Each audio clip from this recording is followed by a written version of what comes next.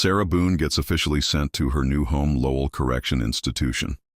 After refusing to take a deal for a lesser sentence, Sarah Boone will be in prison for the rest of her life. But before that chilling night, where Sarah put her boyfriend George Torres in a suitcase. I can't breathe, babe. That's on you. Sarah Boone was just the girl next door. All of the people that was in Sarah's life has now came forward and shared their experiences with Sarah. Looking at pictures, you can see the transformation from American sweetheart to villain. In 1992, Nickelodeon premiered a new game show for kids called Nick Arcade. Hosted by Phil Moore, the show consists of two teams of contestants played two initial trivia rounds, with the winning team advancing to the video zone to play against the virtual video game wizard of the day. It gave the feel like you were inside the video game. Now, this show ended up getting canceled, and it only aired 2 seasons, but can you guess who was a contestant on this game show? Yes, no other than Baby Belle Boone herself. Your partner there, Sarah, likes to hang out at the mall. Now, what do you do while you're just hanging at the mall, Sarah? Well, check out guys and spend money. Check out the dudes and spend the cash. Your cash or like parents' cash? Mine. Oh, okay, well, good. Red team. Zebra, zip code, and zipper. Sarah was accompanied with her brother John Tyler Paulson, now a registered sex offender.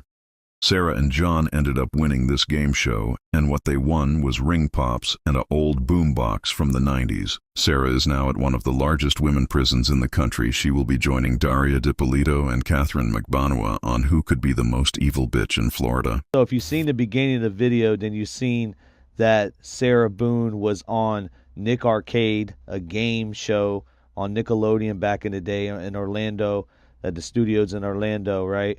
I don't know if she's ever been slimed before, pause.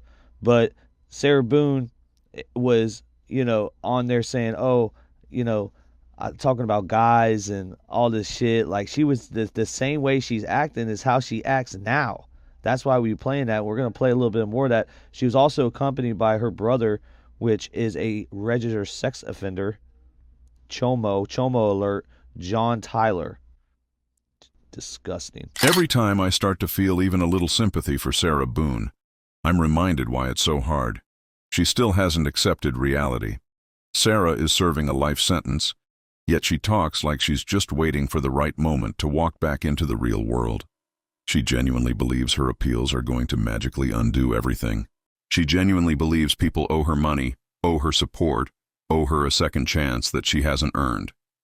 And that's the part that shocks people. The disconnect. While the rest of the world sees the tragic facts of the case, Sarah is still living in this bubble where she's the victim, where everyone else is to blame, and where freedom is just around the corner. It's that mindset that makes it almost impossible to feel bad for her, no matter how hard you try. An inmate at the Orange County Corrections. You there? Yep, I'm here. Okay, thank you. That was my free phone call that we get on Sundays, and it's only 5 minutes, so okay. Thank you for your patience. I don't remember what I was saying. Oh, the letters. So anybody who I had asked, I told them to send it to you, to send it to James, and to send it to, but I don't know if they did all of that, and I was just going to, if I had to triple make sure that it was there between the 3 of you guys, I was going to just do that. And okay. James is notorious for losing things, or I don't know if you know, but we've had to send things to him hundreds of times. Are you even able to just print stuff out and hand it to him when we're in the courtroom? Remember, James is supposed to be here today. I don't know what he's doing. He's not answering his phone to this present moment. I tried calling him 3 times between yesterday evening and today. So I don't know when he's supposed to even be here. But my goal, yes, if you would like for me to call you around 1 o'clock, I can do that. Yeah. And I wanted to find out, too, are you going to track his ass down tomorrow, considering that you're here, to introduce yourself and to say what's going on? Wait for him in the courtroom afterwards to let him know, and I'm going to tell him, please go introduce yourself. And try and talk to him and see if he had a minute where I can, figure out what the hell's going on with the family law thing and everything else. Yes, and while you are in his face, I totally please take advantage of his time, because other than this, once I'm sentenced, it's peace out, so. Yep, 100%. Okay, and yeah. How are you feeling? Are you nervous, or what's going on in your head? I'm not really nervous, to be honest with you. I am very confident, especially with the amount of people that I have coming to represent me, either in a letter, an email, or in person. I wanted to talk to you for a moment about like my statement and what you sent me information-wise in regards to how the judge could cut me off or interrupt me. Mm-hmm. The case relevance to my case. I'm going to talk about forgiveness of George Torres' family, social media, my 3 prior attorneys, both judges, the jury, and myself, the prosecutor and the detectives. So I didn't know if that was too much or whatever, but I read it to Lana, and she was freaking floored and said, don't be afraid of the judge and just keep doing it, because if he does interrupt you, then it's going to be an appellate issue. But I don't want him to stop me in the middle of it, and, I'm on the flow, like getting it, and then him say, you can't read that any longer. So I'm starting off with, it's forgiveness, okay? It's forgiveness. So I'm forgiving, first off, George Torres. And I'm forgiving him for, beating, spitting, raping, beating, all that. I'm forgiving him for all of that, okay? But nothing actually came and brought to light in my actual case, so I made a list of some of the things that he had done to me, and I was forgiving him for, okay? Okay. My second one is going to be, I forgive his family for not intervening, for helping and knowing who he was and what he did, and to throw out there also about Pharrell stabbing the mother of his baby in the side of his head, which, talks about the violence in their family. I mean, it's a split-second blip on the radar. Mm. And then I was going to forgive social media for their insensitivity and, how I am, where I am, and who they have depicted me as, and forgive them for that.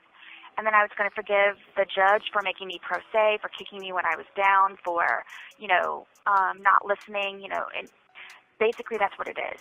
And then I was going to write, and then I wrote about the detectives and their trickery and coercion and, why didn't they take the bloody pillowcase of mine? Why didn't they take the butcher knife and the garden claw? Why didn't they do anything like that? So I'm forgiving them for that. And then the prosecutor, I was forgiving him for his errors during the trial to cause confusion and dysfunction to the jury, which equaled them giving me the sentence that they did. And then the jury I was going to forgive for not understanding and being confused and being hungry and away from their family for 2 weeks, in full capacity. And I feel that it was a rushed decision, and I forgive them for that.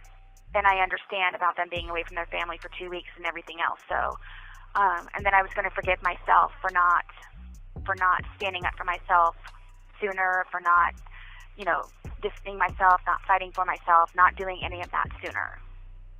So I didn't know if this was too much, if I was going out of my boundaries. I don't know if I...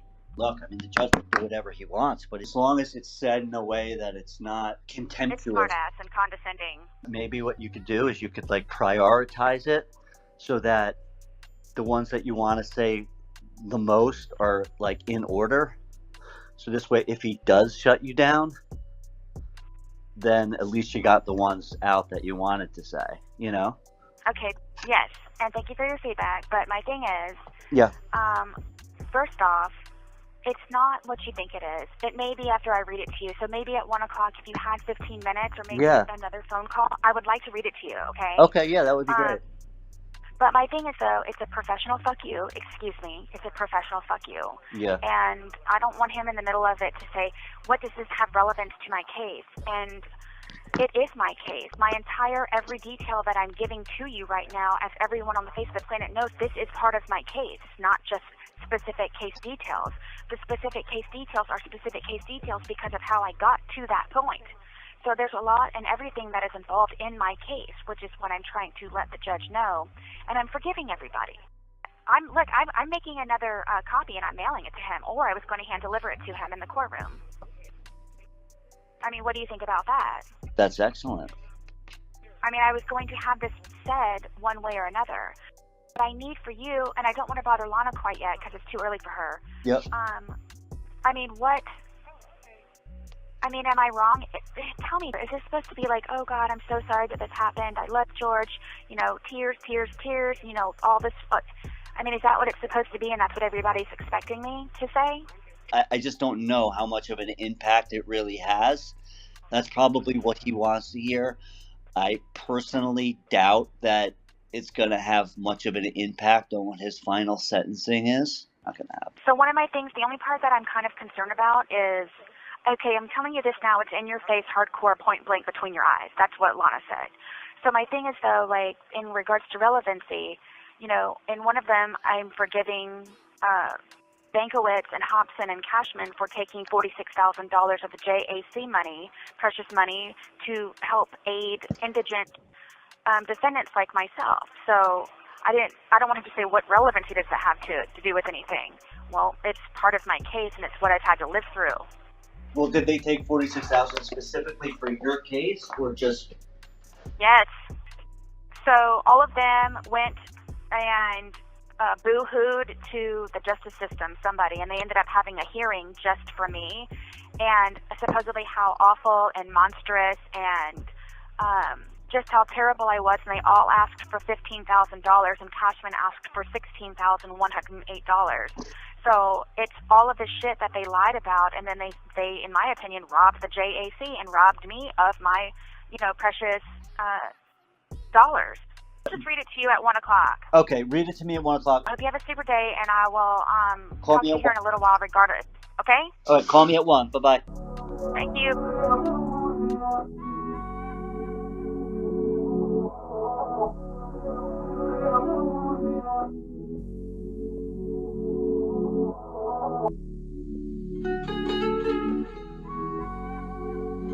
Dutchy, tell these niggas shut the fuck up.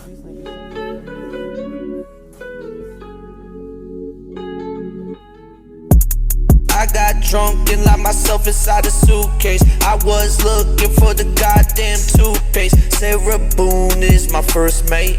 That's my first mistake. Yeah, this life she take. We was both so tipsy. I was screaming out, baby, unzip me, yeah, yeah. She was saying, please don't hit me. Baby, I can't breathe, baby, I can't breathe. You could've let me out, you were just sitting there, drinking on another beer. Yeah, you ain't never cared. Even all these lawyers trying to see the real you. Think about the shit, bitch, I could've killed you, but I didn't. Drunk emotions that I only felt for a minute. I didn't mean to hurt you, baby, I just wanna hit it. But I would never kill you or take you out the picture. I packed myself to heaven and you was the one delivered. Let's talk about the Sarah with the messed up liver. Let's talk about the Sarah that is a bad sister. Let's talk about the Sarah that be staying so spoiled. That's why she can't keep a man or a damn lawyer. I got drunk and locked myself inside a suitcase. I was looking for the goddamn toothpaste. Sarah Boone is my first mate. That's my first mistake. Yeah, this life she take. We was both so tipsy. I was screaming out, baby, unzip me, yeah, yeah. She was saying, please don't hit me.